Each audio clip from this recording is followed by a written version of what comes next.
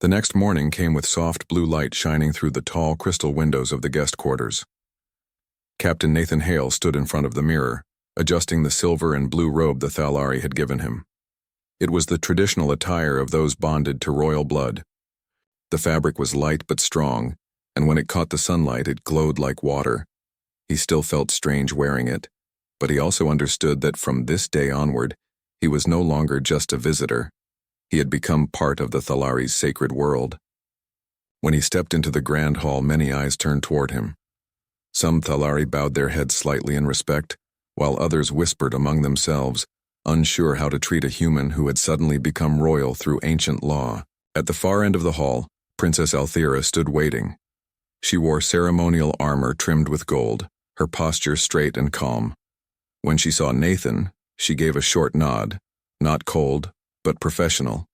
"Captain Hale," she said in her measured voice, "you walk in new steps today.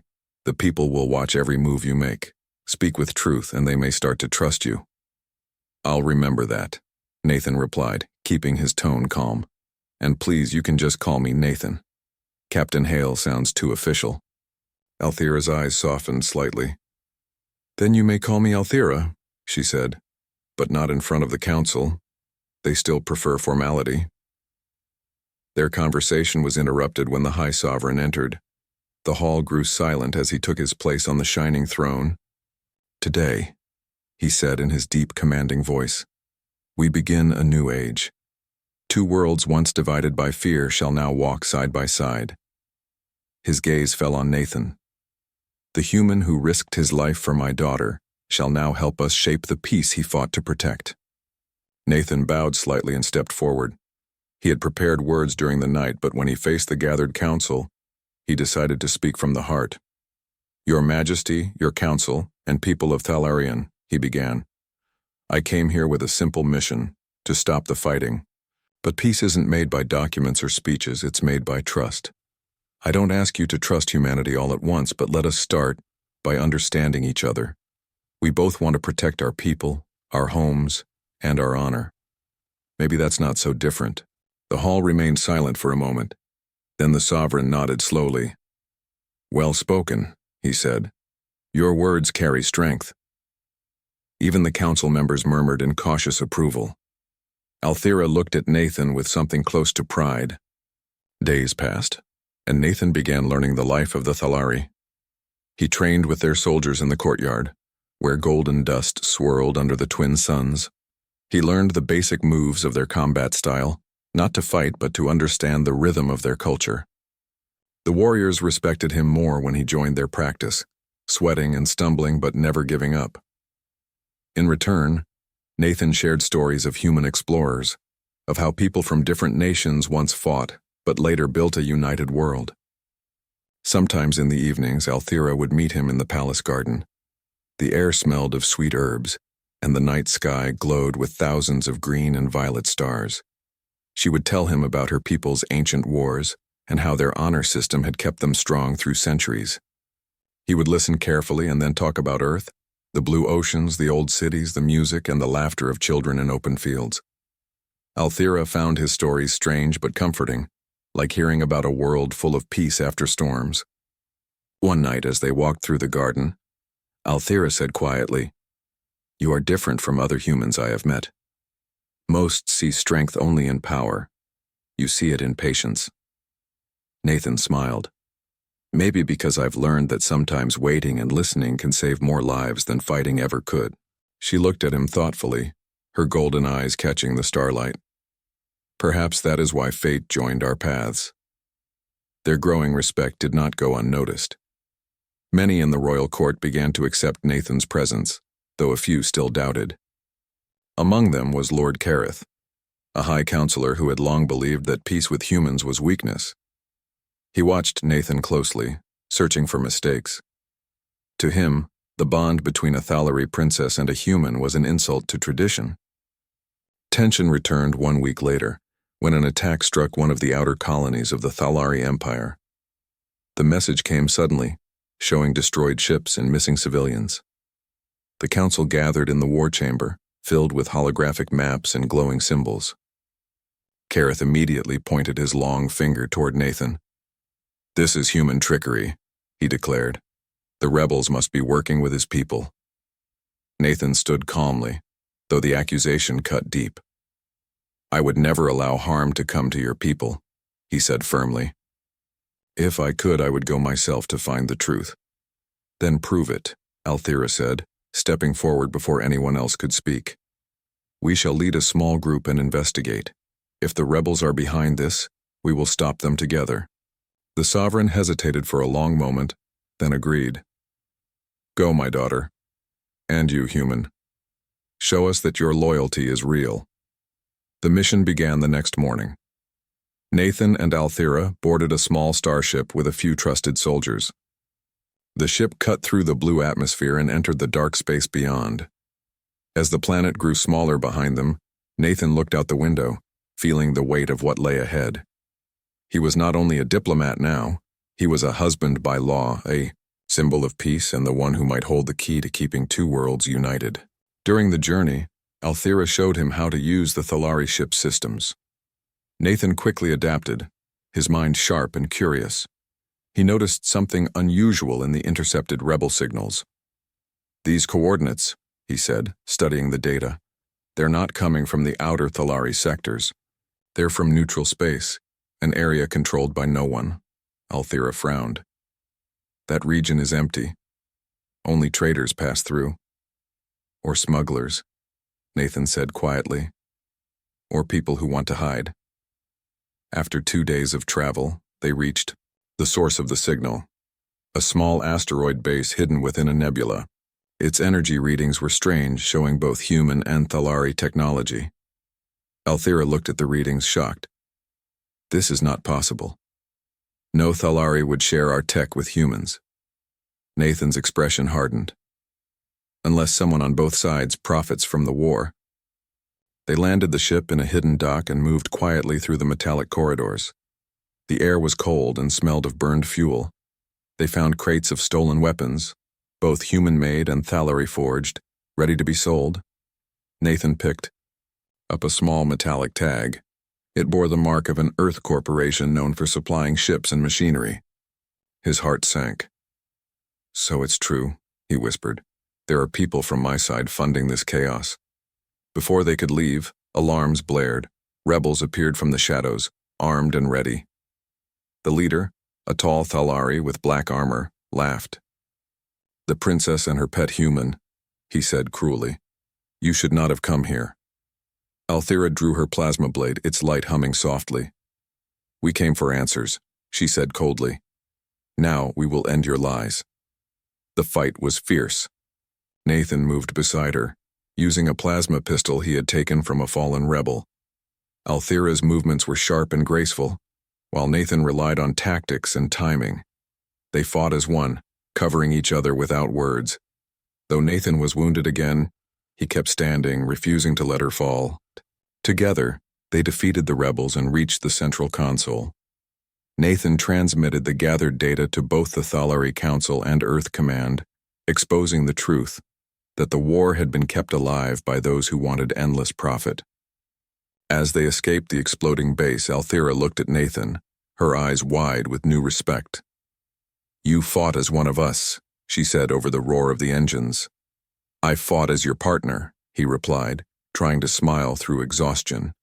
When they returned to Thalarian Prime, the evidence shook both governments. The truth spread quickly. The real enemies were not human or Thalari, but the corrupt few who had fed on war. Both sides began dismantling illegal trade routes and rebuilding trust. For the first time in generations, real peace seemed possible. In the royal hall, the sovereign stood before his people and spoke of courage, truth, and the new beginning made possible by the bond of his daughter and the human. "Captain Nathan Hale," he said, "has proven that honor does not belong to one race alone. Through his actions, he has shown that strength and mercy can walk the same path." Althira stepped beside Nathan and faced the crowd. Her voice was strong. "He is not only my bonded partner," she said, "but also the bridge between our hearts and the stars. From this day, no one shall call him outsider." Cheers filled the hall. The people who had once doubted now bowed their heads in respect. Nathan felt both relief and wonder. The peace he had dreamed of was no longer just words. It was alive, born from trust and courage. That evening, he stood with Althea on the high balcony of the palace. The twin moons shone above them, and the city lights stretched far below like rivers of light. Ships from Earth and Thalarion flew together in the sky, carrying supplies and messages of unity. The wind was soft, carrying the scent of blooming crystals. Althea looked at Nathan and said softly, "When you came here, I saw only an enemy. Now, I see the man who saved not just me, but our future." Nathan looked at her, smiling gently. "When I came here, I wanted peace for our worlds. I didn't know it would also bring me someone who believes in the same dream." They stood in. In the year 2694, humanity had grown beyond the solar system and built colonies among the stars. They had become explorers, traders, and diplomats. Yet not every race they met welcomed them. One of the most powerful alien species in the nearby galaxy was known as the Thalari, tall, proud warriors whose code of honor was older than any human civilization. For 50 years, small battles and misunderstandings had created distance and anger between humans and Thalari. Now both sides were tired of fighting. They wanted peace, but trust was fragile like glass. The United Earth Coalition decided to send one of their best officers to lead the peace mission, Captain Nathan Hale. He was a man known for calm words and quick action. He had fought in wars but believed peace was the greater victory. When he received the mission order, he read it silently and nodded once. "If we can end the bloodshed," he said to his commanding officer, "then it is worth every risk." The journey to the Thalari homeworld took 6 weeks. Nathan spent most of that time studying their culture, their language, gestures, and rituals. He learned that the Thalari respected strength and loyalty more than anything. They bowed to no one who showed fear. He also learned that their royal family held both political and spiritual power, and that one wrong word in their court could end negotiations before they began. His ship, Solace, entered orbit around the massive blue-green planet of Thalarion Prime. Its skies shimmered with electrical storms, and enormous crystal towers rose from the surface, shining like blades. The communication channel opened. A deep melodic voice spoke in the Thalari tongue, welcoming the human envoy. Nathan replied carefully in their language, earning a small sound of approval from the other side. He smiled a little. First impression was good. When the landing craft touched down in the royal city of Koresh, Nathan stepped out wearing the silver diplomatic uniform of Earth. Around him, hundreds of Thalari soldiers stood in formation. Their armor gleamed dark like obsidian. The air felt heavy, filled with power and caution. Nathan walked slowly, his hands open, showing he carried no weapon. At the top of the grand stairs stood the royal family. The ruler, High Sovereign Theron, was a tall being with bright silver eyes that seemed to see through lies. Beside him stood his daughter, Princess Althea. She was unlike any warrior Nathan had seen. Her hair was the color of starlight and her eyes glowed faint gold. She wore ceremonial armor shaped with intricate patterns that shimmered faintly as she moved. Her expression was calm, but her gaze was sharp, studying Nathan with silent judgment. Nathan bowed slightly, not too low, for he knew the Thalari saw deep bows as signs of weakness. "On behalf of the United Earth Coalition," he said clearly, "I come to speak of peace and understanding." The sovereign nodded slowly. "Then we shall see if your words have strength behind them, human." The first few days were filled with talks inside the Hall of Blades, a wide chamber lit by glowing crystal lines that ran through the walls. Nathan listened carefully and answered every question with patience. The Thalari Council tested him with difficult words and proud tones. They wanted to see if he would bend or break. He did neither. He spoke with honesty, even when his answers displeased them. Princess Althea watched these meetings silently at first. She was the commander of their sky fleets and had no love for human ships that had once invaded their borders. But she began to notice something different about Nathan. He did not boast like other human envoys. He listened, he learned, and when challenged, he met eyes without anger. When others lost temper, he remained calm. She started to speak to him directly, asking questions about human honor and courage. He answered with stories of sacrifice and friendship between his people. Slowly, the atmosphere in the hall began to change. One evening, after a long day of negotiation, Nathan was invited to a formal ceremony at the royal hall. It was a moment of hope. Both sides seemed close to signing a truce. The great hall was filled with Thalari nobles in shining attire. Music like deep bells echoed across the chamber. Nathan stood near the princess as the High Sovereign raised a crystal goblet to toast unity between worlds. Then, without warning, a flash of red light exploded from the balcony. A group of masked Thalari rebels stormed into the hall, shouting for the end of the royal line. Energy blasts cut through the air. Guards moved quickly, but chaos had already begun. One of the blasts struck near the throne, sending shards of crystal flying. Nathan reacted before thinking. He saw a rebel aiming directly at Princess Althira. In that heartbeat, he ran forward and threw himself in front of her. The blast struck him across the shoulder, burning through fabric and skin. He fell to his knees, gritting his teeth, but his body shielded her completely. Thalari guards counterattacked fiercely. Within minutes, the rebels were defeated. Smoke filled the air and silence slowly returned. Nathan knelt on one knee, breathing hard, his uniform torn and shoulder scorched. Althira looked down at him, eyes wide, shock breaking through her usual calm. "You had protected me," she said softly. Nathan forced a smile. "Couldn't let peace end before it began." The royal healers came quickly, treating his wound with glowing liquid that sealed the burn. He tried to stand, but the sovereign raised a hand. "Stay human." "You have done what few outsiders would dare. You risked your life for the royal bloodline. Such courage cannot be ignored." A murmur spread through the hall. The elders of the Thalari Council exchanged glances and whispered among themselves. Nathan noticed the change in the air, a kind of reverence mixed with curiosity. Then one elder, his face marked with golden tattoos, stepped forward and spoke solemnly. "By our law, when one saves a royal from death, their spirits are forever joined. It is the bond of life path, sacred and eternal." Nathan frowned slightly, not understanding. "A bond?" he asked. The sovereign nodded. "You have earned the right to share the life of my daughter, Princess Althira. Among our people, such a bond is sealed in the union of hearts, what your kind might call marriage." The words echoed through the hall like thunder. Nathan froze, unsure if he had heard correctly. "Marriage?" he repeated, his voice low with disbelief. Althira looked equally surprised, though there was something else in her eyes, a strange mixture of pride and curiosity. "Father, this human did not come for such a vow," she said carefully. "He came to bring peace." "And now," replied the sovereign, "he shall keep it, not only with words, but through sacred bond." Nathan's thoughts raced. He had come as a negotiator, not a groom, yet he could feel every eye on him. To refuse might be seen as deep insult. The fragile peace could crumble in a second. His shoulder throbbed where the blast had struck, but the greater weight was the choice before him. He looked at Althira. For the first time, he saw something softer beneath her warrior's mask. Respect, maybe even concern. She met his gaze steadily, as if asking him silently what he would do. Nathan straightened slowly and bowed his head slightly to the sovereign.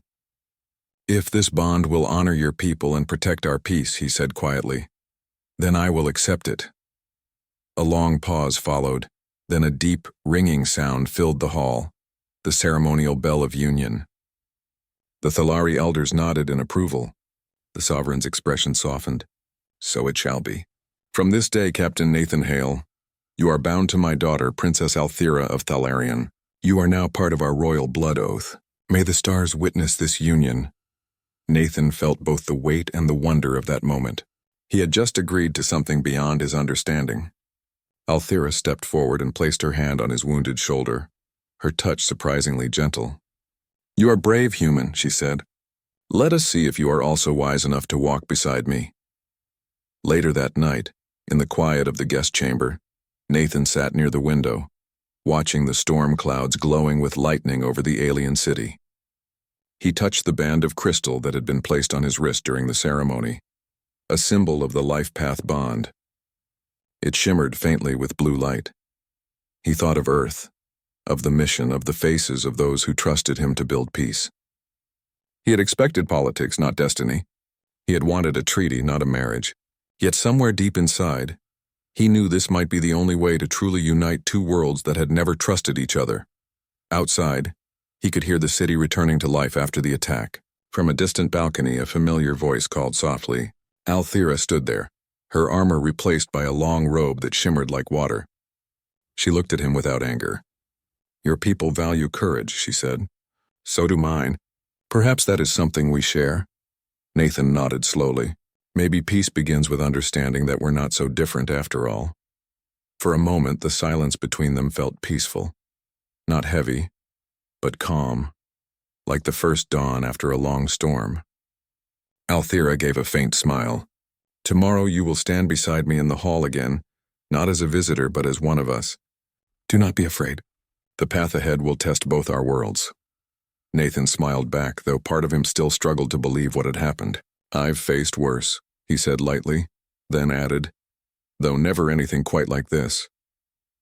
As she left, the door closed quietly behind her, leaving Nathan alone with his thoughts. He looked out at the alien stars that now held his fate. The mission had changed completely, but perhaps, he thought, peace could not be made only through words and papers.